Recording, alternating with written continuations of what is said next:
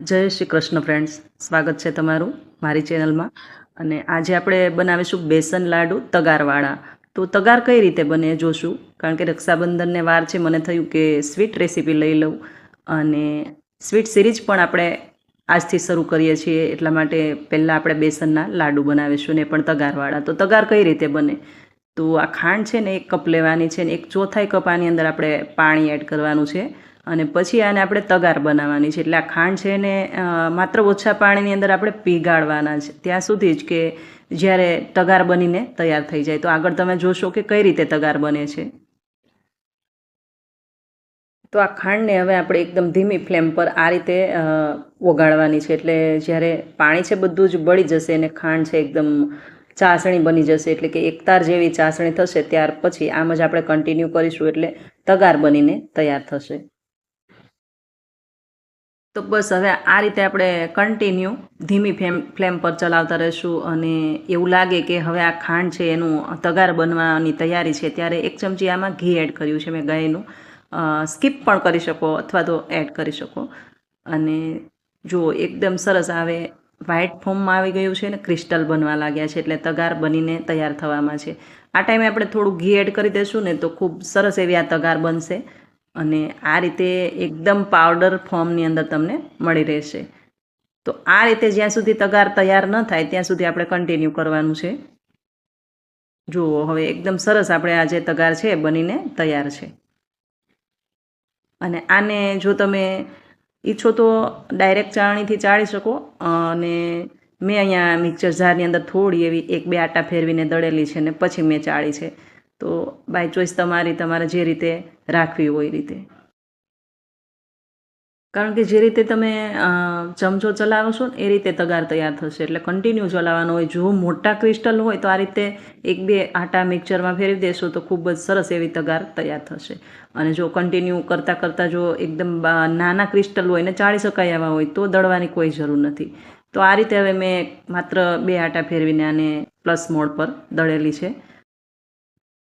અને હવે આને છે ને ચાળવામાં એકદમ ઇઝી થઈ જશે. તો મેં આ રીતે ઝીણા જારવાળી આ રીતે એક જારો લીધો છે. તમારી પાસે આ રીતનું ઝીણા જારવાળી કોઈ પણ ચાળણી હોય ને એનાથી તમે ચાળશો એટલે એકદમ સરસ તમને જેવી આપણે ક્રિસ્ટલ જોઈએ એ રીતના મળશે. મતલબ આનો મતલબ એમ કે જ્યારે બેસનના લાડુની અંદર આ મિક્સ થશે ને તો ક્રિસ્ટલ જેવું આવશે, મતલબ દાણેદાર લાડુ બનીને તૈયાર થશે. એટલા માટે બાકી તો આગળ પણ મેં એક રેસીપી આ જ લાડુની શેર કરી છે, એમાં મેં દળેલી ખાંડ એડ કરી છે, તો એ પણ કરી શકો. પણ આ લાડુ જે છે એનું ટેક્સચર થોડુંક એકદમ અલગ આવે છે, અને એકદમ જે આપણે બહારથી ખાઈએ એવા જ આ લાડુ બનીને તૈયાર થાય છે.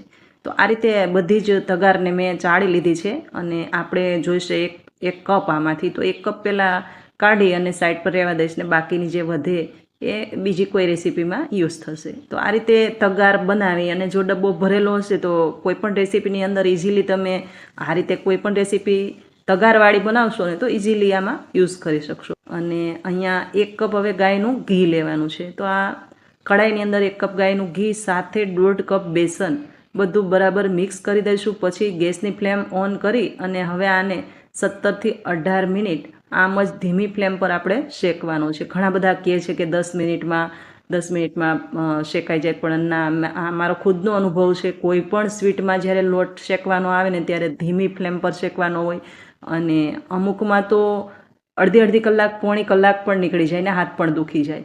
તો રેસીપી સ્વીટમાં ઓછી બનતી હોય કે વધારે ક્વોન્ટિટીમાં, પણ શેકવાની જે પ્રક્રિયા છે એકદમ ધીમી ફ્લેમ પર હોય, અને એકદમ સરસ જ્યાં સુધી કલર ચેન્જ ન થાય, જ્યાં સુધી દાણા ન પડે, અને જ્યાં સુધી સ્મેલ ન આવે ત્યાં સુધી લોટને ધીમી ફ્લેમ પર શેકવાનો હોય છે.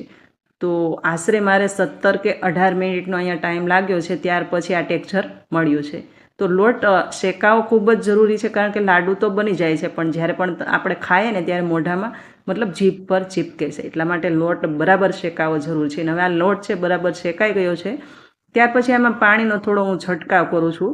એટલે આ જે ટેક્સચર છે એકદમ દાણેદાર તૈયાર થાય છે ને થોડો ઉભરો આવશે. એટલે આ રીતે જે રીતે આપણે મોહનથાળમાં કેમ દૂધથી આપણે છંટકોરીએ છીએ એ રીતે આમાં આપણે પાણીથી છંટકોર મારીશું, જેથી કરીને આ જે લોટ છે એકદમ સરસ દાણેદાર તૈયાર થશે. ત્યાર પછી પણ આ રીતે થોડી વાર ચલાવી લઈશું. અને હવે લગભગ આપણો લોટ પૂરી રીતે શેકાઈ ગયો છે. હવે આને આપણે સાઈડ પર રહેવા દઈશું અને બિલકુલ ઠંડો થવા દઈશું અને ત્યાર પછી જ આની અંદર આપણે તગાર મિક્સ કરીશું.